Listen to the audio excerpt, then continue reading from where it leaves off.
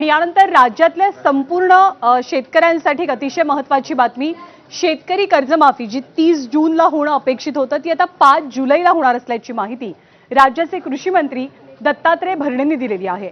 उद्याची कर्जमाफीची डेडलाईन ही आता पुढे जातेय, 5 दिवस लांबणीवरती पडली आहे। राज्यपालांच्या सहीचं कारण या कर्जमाफी पुढे जाण्यासाठी दत्तात्रय भरणेंनी दिल्याचं पाहायला मिळतंय। त्यामुळे 5 जुलै नंतर शेतकऱ्यांना आता कर्जमाफीचा लाभ मिळणार आहे।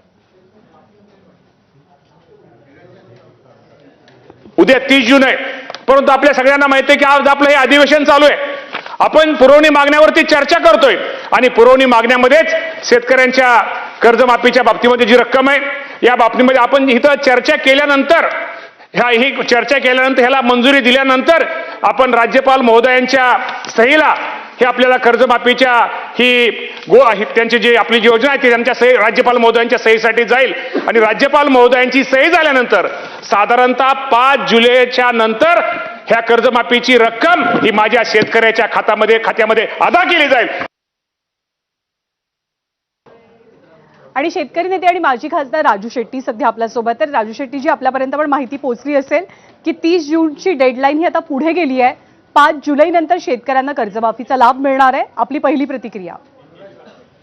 कारण नसताना सरकार टाइमपास करायला लागलेलं आहे।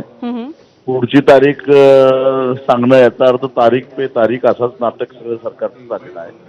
काही कारण नव्हतं राज्यपालाकडे जायचं, एक तर कर्जमाफीला जेवढी रक्कम लागणार आहे त्याची तरतूद बजेटमध्ये आधीच करून ठेवलेली आहे। पण असं असताना पुन्हा राज्यपालाकडे जायला आणि पुरवणी मागण्याचा संबंधच कुठे येतो? आधी अर्थसंकल्पीय अधिवेशनामध्येच अर्थमंत्र्यांनी सांगितलं होतं की कर्जमाफीसाठी एवढे पैसे आम्ही तरतूद करत आहोत। मग हा खेळ कशासाठी? याचाच अर्थ असा आहे की सरकार फक्त घोषणा करायला लागलाय, सरकारकडे पैसा नाही आहे आणि तो पैसा जो तरतूद करून ठेवलेला आहे तो इतरत्र कुठेतरी वापरलेला असणार आणि त्यामुळे शेतकऱ्यांना फक्त तारीख पे तारीखच व्हायला लागलेला आहे। खरं तर एकदा प्रामाणिकपणानं सरकारनं सांगावं करणार आहे का नाही आणि ते सुद्धा विना अट केलं पाहिजे। हे जे नकस किंवा मापदंड जे आम्हाला मान्य नाही आहे। आणि पण ही डेडलाईन पुढे गेल्यामुळे राजू शेट्टी जी डेडलाईन सरकारनं पुढे ढकलल्यामुळे तुमच्या मनात शंका निर्माण झाली आहे का सरकारच्या भूमिकेबद्दलची? 100% शंका निर्माण झालेली आहे, कारण 30 जूनला शेतकऱ्याचं कर्जाची मुदत संपते आणि म्हणजे यावर्षी सुद्धा शेतकरी परत थकबाकीदार होतो। एका बाजूला सरकार माफीचं गाजर दाखवतंय, दुसऱ्या बाजूला पैसे जमा करत नाही। नियमित कर्ज भरणाऱ्या शेतकऱ्यांच्या खात्यावर 50,000 येतील असं वाटलं होतं, त्या पद्धतीने त्यांनी नियोजन केलेलं होतं।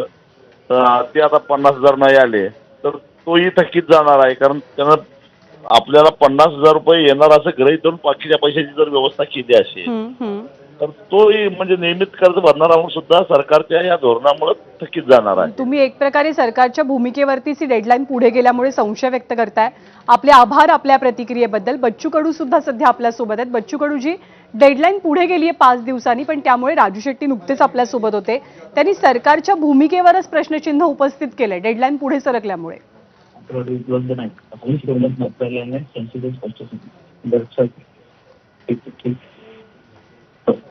बच्चू कडू जी नमस्कार, माझा आवाज पोहोचतोय आपल्यापर्यंत? आवाज येतोय जी।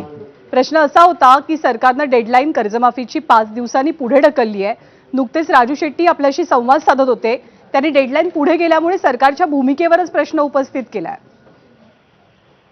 नाही बरोबर, काही अंशी त्यांचं बरोबर आहे, पण प्रश्न कसा आहे तर त्या JR शासन निर्णयामध्ये प्रचंड त्रुटी आहे। आम्ही ते सभागृहात मांडल्या। त्या प्रोत्साहन निधीमध्ये त्यांनी काय सांगितलं की 22-23, 23-24